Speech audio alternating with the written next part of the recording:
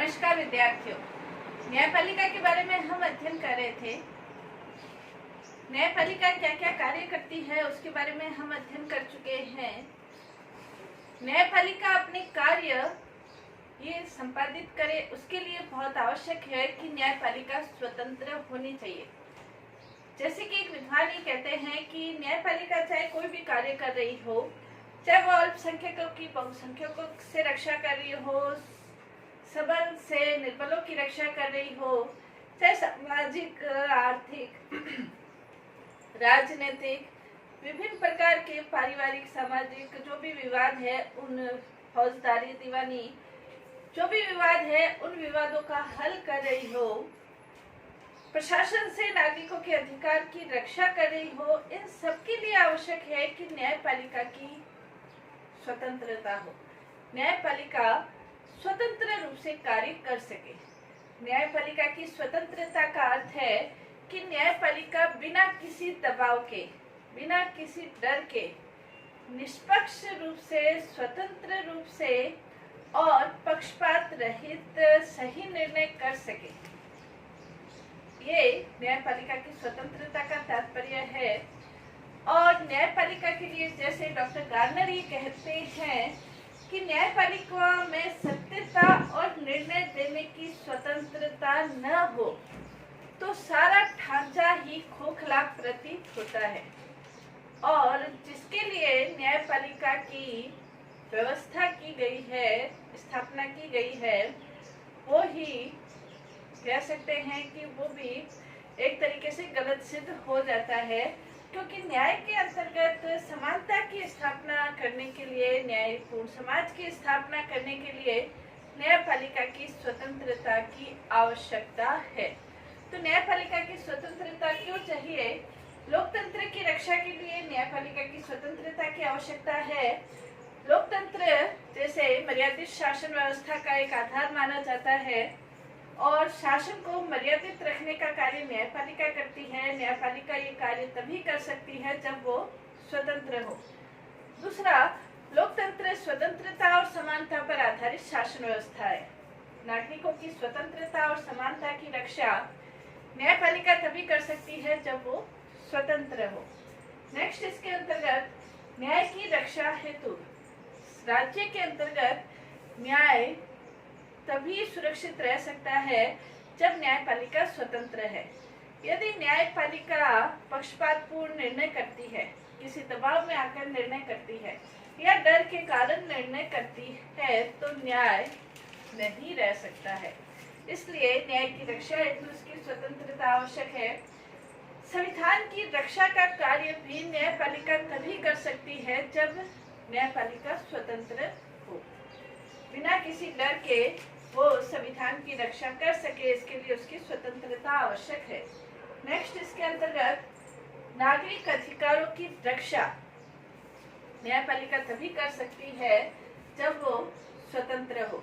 जैसे भारतीय नागरिकों के अधिकारों की रक्षा के लिए जो न्यायमूर्ति बोस है वो ये कहते हैं, उन्होंने ये कहा था कि हम भारतीय नागरिकों की अधिकारों की रक्षा तभी कर सकते हैं जब हम स्वतंत्र है और न्याय ये देखना हमारा ही कर्तव्य है कि नागरिकों के अधिकारों के ऊपर व्यवस्थापन के द्वारा और प्रशासनिक कार्यों के द्वारा किसी भी प्रकार से उनके अधिकारों को न सीमित किया जा सके और न समाप्त किया जा सके। तो नागरिक अधिकारों की रक्षा भी तभी हो सकती है जब न्यायपालिका स्वतंत्र है।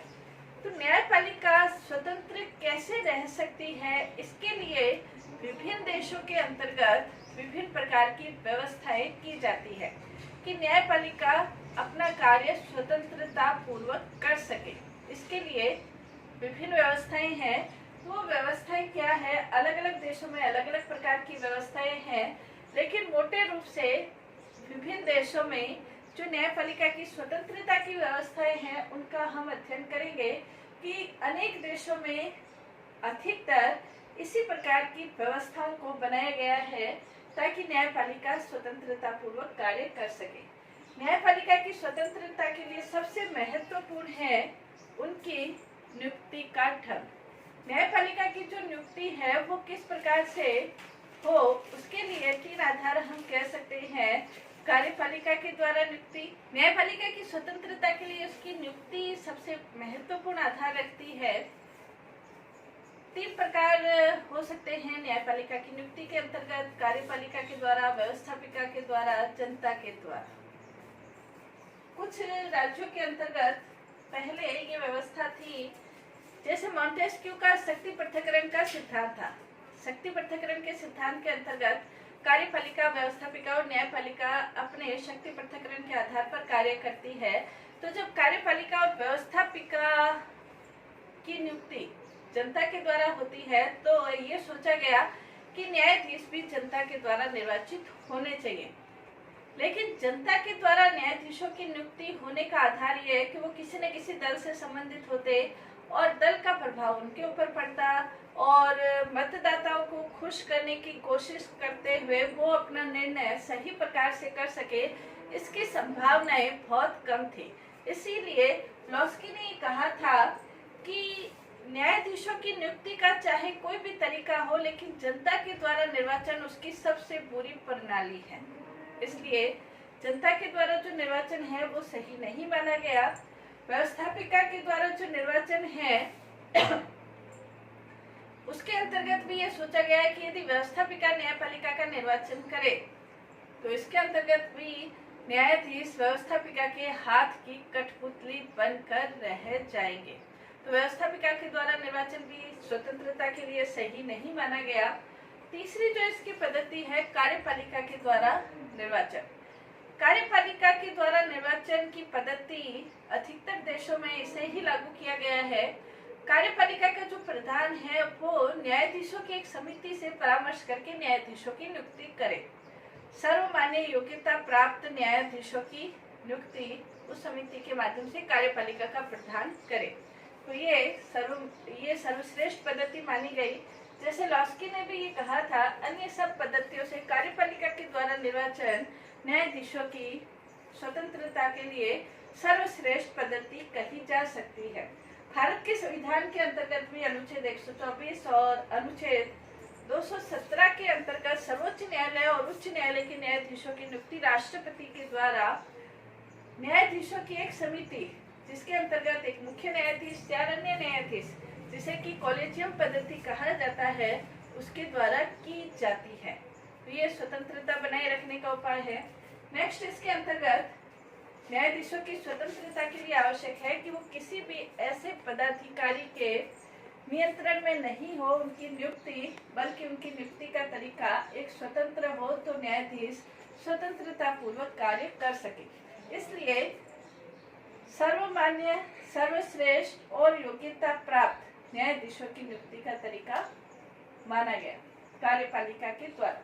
नेक्स्ट, इसके अंतर्गत लंबी पदावधि। लंबी पदावधि का तात्पर्य ये है कि न्यायाधीशों की जो कार्यकाल है वो लंबा कार्यकाल हो। जैसे अमेरिका के अंतर्गत न्यायाधीश आजीवन अपने पद पर रहते हैं, तो बिना किसी डर के निष्पक्षता पूर्वक, स्वतंत्रता पूर्वक कार्य कर सकते हैं। भारत के अंतर्गत भी 65 वर्ष की आयु एक लंबी पदावधि है, जिसके अंतर्गत न्यायाधीश अपना कार्य कर सकते हैं। नेक्स्ट, इसके अंतर्गत पद की सुरक्षा। न्यायाधीश स्वतंत्रता पूर्वक कार्य कर सके, इसके लिए उन्हें पद की सुरक्षा प्रदान की गई है। पद की सुरक्षा का तात्पर्य ये है कि उनको सुरक्षा प्रदान की गई है। पद की सुरक्षा का तात्पर्य ये है कि न्यायाधीशों को सरलता पूर्वक नहीं हटाया जा सकता है, बल्कि उनको उनके पद से, यदि वो किसी कदाचार या भ्रष्टाचार या संविधान के विपरीत कार्य करते हैं, तो उन्हें उनके पद से एक विशेष प्रक्रिया के माध्यम से, जिसे कि महाभियोग कहा गया है, उसके माध्यम से ही हटाया जा सकता है। महाभियोग के अलावा उनको उनके पद से नहीं हटाया जा सकता है। तो पद की सुरक्षा प्रदान की गई है ताकि न्यायाधीश बिना किसी भय के, बिना किसी दबाव के, बल्कि भय मुक्त वातावरण में निष्पक्ष और स्वतंत्रता पूर्वक निर्णय दे सके, इसके लिए व्यवस्था की गई है।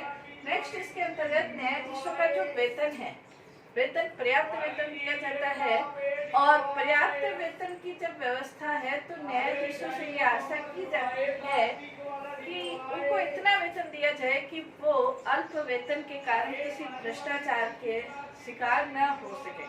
तो न्यायाधीशों को इतना वेतन दिया जाता है कि वो किसी भ्रष्टाचार का शिकार नहीं हो सके।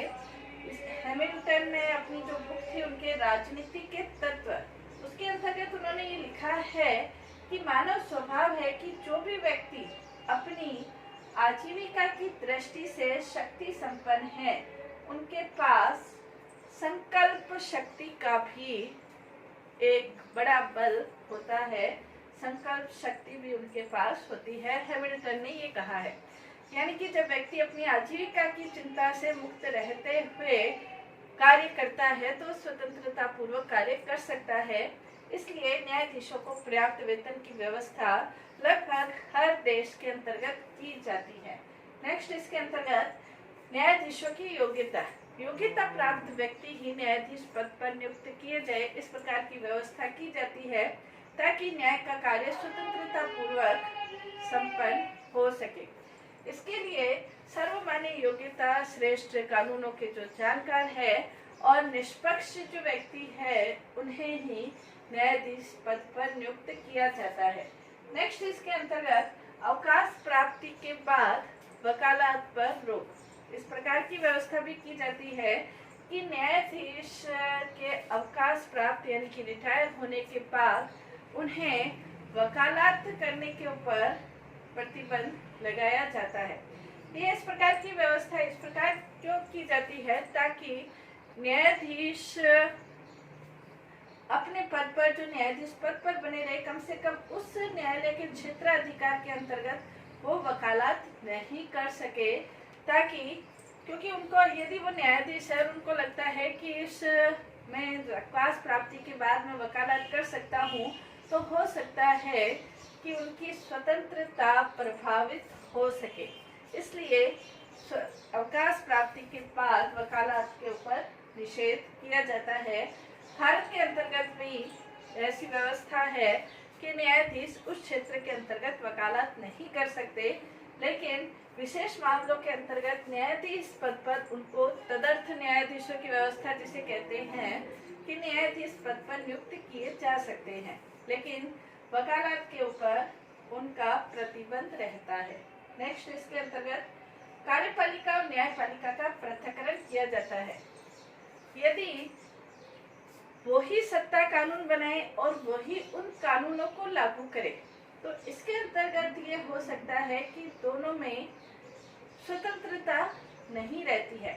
इसीलिए भारत के अंतर्गत भी और अन्य देशों के अंतर्गत भी ये व्यवस्था रहती है, कार्यपालिका और न्यायपालिका का पृथक्करण कर दिया जाए।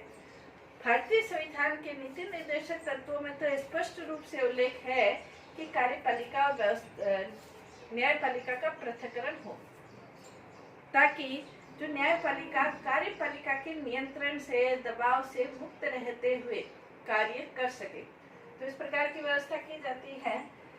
नेक्स्ट, इसके अंतर्गत न्यायाधीश जो अपना निर्णय देते हैं, उन निर्णयों के ऊपर यानी कि उनके आचरण के ऊपर किसी भी प्रकार की चर्चा संसद के अंतर्गत नहीं होती है। अगर उनके आचरण के संबंध में, उनके निर्णयों के संबंध में, उनके वक्तव्य के संबंध में किसी भी प्रकार की चर्चा हो, तो न्यायाधीश अपना न्याय ठीक प्रकार से नहीं कर सकते हैं। तो इस प्रकार की व्यवस्था की जाती है। नेक्स्ट, इसके अंतर्गत न्यायपालिका की अवमानना हेतु दंड की शक्ति।